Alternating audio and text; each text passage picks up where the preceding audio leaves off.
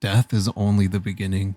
With Attack on Titan's recent finale, the series ends with a dramatic bang, all hell breaking loose in the final battle. The hearts of many fans are now left with an unfillable void, longing for more Attack on Titan. But what if I told you? There's something you're missing, a secret so big, it will change the anime industry forever. This secret has been kept from the public for more than a decade by the author of Attack on Titan, Hajime Isayama, and what's mind-boggling is, this secret will be revealed this spring. Today, we're going to unravel a mystery held within a grave in a music video that holds the darkest secret in anime history. Akatsuki no Requiem. Akatsuki no Requiem, or Requiem of the Dawn, is a song featured in Attack on Titan, composed by the band Linked Horizon. Linked Horizon is responsible for some of the series' bangers, such as Guren no Yumiya and Shinso wo Sasageyo. Akatsuki no Requiem first appeared as the ending song, or ED, in Season 3. A full-fledged music video was made shortly after, its contents being extremely bizarre. It begins with what appears to be a ball of feathers, kneeling at a grave placed on a barren hill. The feather ball spots a figure, a man wearing a black coat. On his face, a strange snake-like mask, holding a bouquet of flowers. He kneels at the grave, weeping. Whoever is buried in this grave is clearly someone very important to them. This grave will continue to hold importance throughout the rest of the music video. The featherball now follows the man, eventually reaching what appears to be an elevator, reaching far up into the sky. A prosperous city is pictured, but not all can gain entry. Guards that resemble birds guard the entrance of the elevator. The man, wearing a black coat and serpent mask, removes his disguise, revealing to the guards he is also a bird. The guards let him through, and he and the featherball ride up into the city. The mask-wearing, now turned face-revealing Birdman greets his family, a seemingly happy scene. This happy scene is cut short, as the man is seen in private, weeping yet again. It seems the visit to the grave was still affecting him. The featherball touches the shoulder of the man and sees something like a distant memory. In this memory, the Birdman is seen holding a red crimson bow, pointing it at figures that resemble snakes. The snakes look at the man in terror as the man looses the arrow, ending their lives. This Birdman is shrouded in mystery, and to begin unraveling the secrets of the grave, we must first uncover his identity. Birds in Attack on Titan are seen frequently throughout the series, such as in the rumbling opening, the final season, and flying above various scenes. More importantly, the wings of a bird are the symbol of the Survey Corps, the wings of freedom. If we were to speculate that the Birdman in the music video is a member of the Survey Corps, who could it be? And would this even be on the right track? The answer is surprisingly in what at first glance seems unimportant. Take a close look at the bow the Birdman used to kill the snakes. Notice the color, a red crimson shade. This wouldn't mean anything on its own, but what if I told you there have been references to this bow dating back to a decade ago? In fact, the song I mentioned earlier, Guren no Yumiya, translates directly to Crimson Bow and Arrow. The song was released in 2013, and in the lyrics refers to the bow as the bow and arrow of hell. Fast forward 10 years later, Linked Horizon releases another song named The Last Titan. The song was featured in the opening created for the final chapters, which aired last year, late 2023. In that opening, I couldn't believe it, but we have Eren shooting a bow and arrow. If Eren is the Birdman, then this bow and arrow of hell likely refers to the rumbling. The snakes he killed are the victims of the rumbling. This is supported by the scene directly afterwards. The featherball walks through rubble and crushed buildings, a portrayal of the destruction caused by the rumbling. What's confusing though is, in one of the final scenes of the music video, Eren is shown holding a cane. He's visiting the grave, once again, as an older man. Why isn't he himself buried in a grave, as was shown in the anime? What I can tell you now is that the Attack on Titan you were presented with in November is only a part to a whole. It serves as the foundation to what will be revealed as the truth. The truth can be revealed by identifying the person buried inside this grave. Eren continues his visits at an old age, affirming that the deceased is someone very important to them. Who then is buried inside this grave?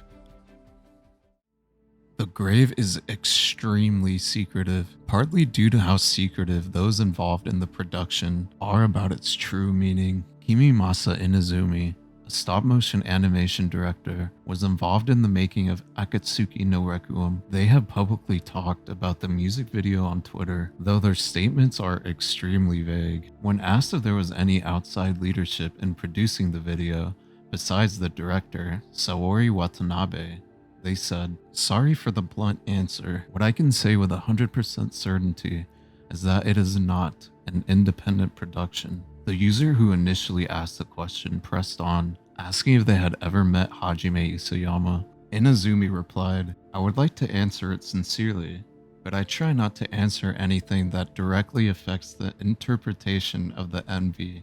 I'm so sorry. By the way, do you know the game Minesweeper?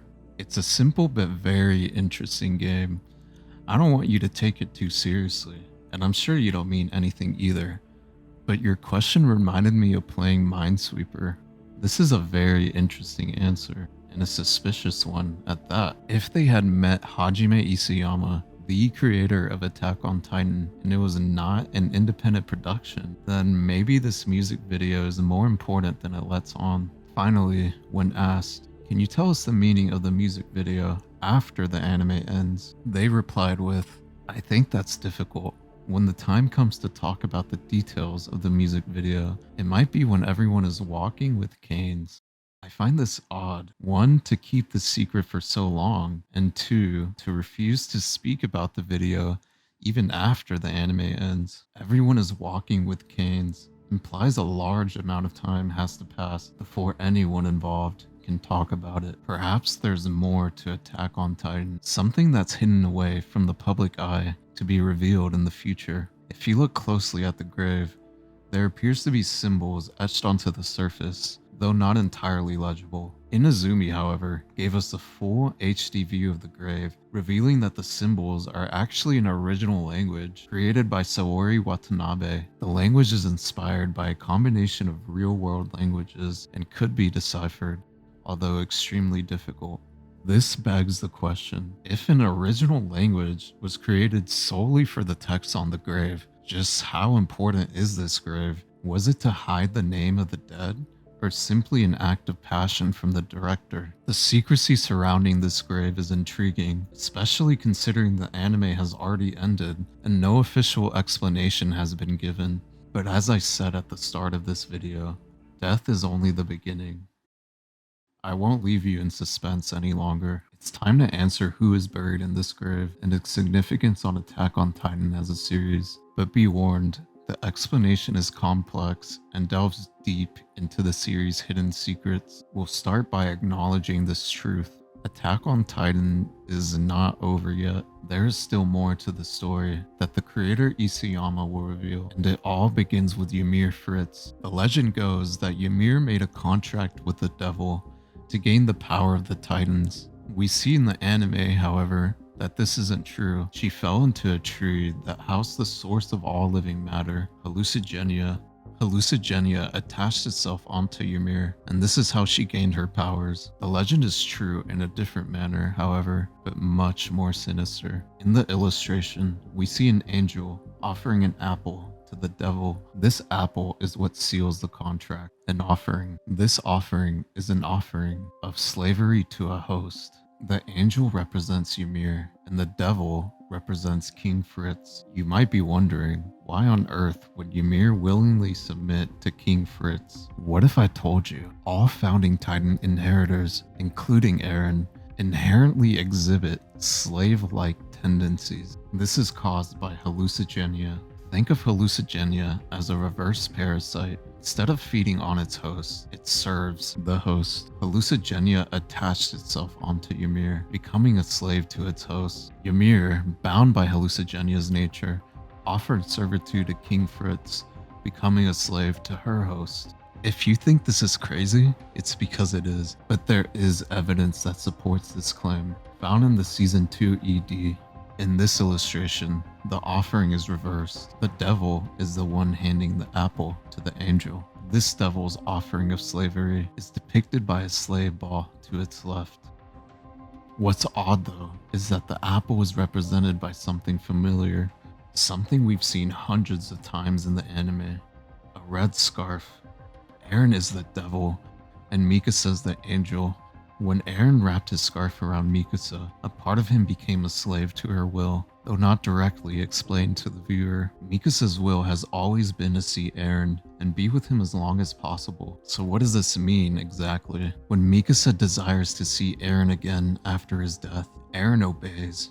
After death, Eren continues to live on in paths, just as Ymir does. Two slaves, bound by a contract and hallucigenia, to serve their host. When Eren influenced Grisha in paths to murder the royal family and retake the founding titan, he directly influenced the course of all events afterwards. This is known as the butterfly effect. Eren obeys Mikasa's desire to see him again after his death by using the founding titan. Through the founding titan, he influences past events and invokes the butterfly effect to create an alternate timeline. An example of this is when Eren and Mikasa run away together to live in a cabin out in the forest. This is not a dream, rather tangible events that happen in an alternative timeline. Through changing what he said to Mikasa during their conversation in Marley, Eren invoked the butterfly effect, changing the course of all events afterwards. In this timeline, instead of following through with the rumbling, he lived the rest of his days with Mikasa out in the woods. Butterflies can also be physically found in the anime, such as in the rumbling opening, and in an episode in Season 1, where Mikasa observes a butterfly being eaten. Interestingly enough, these butterflies are extremely similar in design and color.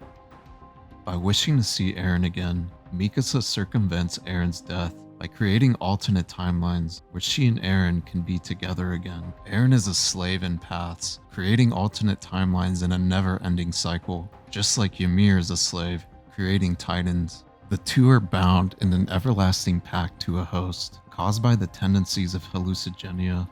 There's something I haven't told you yet. On the grave, as a prominent symbol, a broken Ouroboros rests. This broken Ouroboros signifies the breaking of the cycle of servitude, the death of the butterfly effect, and the death of the one who represents the butterfly. The person who lies in the grave and is responsible for the darkest secret in anime is Mikasa. The Birdman is Eren. The thriving city in the sky represents Paradis. The final reveal in this secret is that Eren lives and Mikasa dies because Eren completes the rumbling. He ends the cycle of hatred caused by the sins of the past, creating engraved racism. Paradis thrives, finally being free of persecution, and lives without fear. For the rest of his days, Eren lives in utter shame and remorse for his actions, visiting Mikasa's grave as a grim reminder of that day. Attack on Titan is not over yet. Isayama planned to show the ending portrayed in the music video since the very beginning. The end of the anime was only a part to a whole, the foundation to the truth. This truth will begin to be revealed this spring and change the way we view storytelling and anime as a medium forever. Only Ymir knows how long this reveal will last and how it will be presented. Why spring? Well,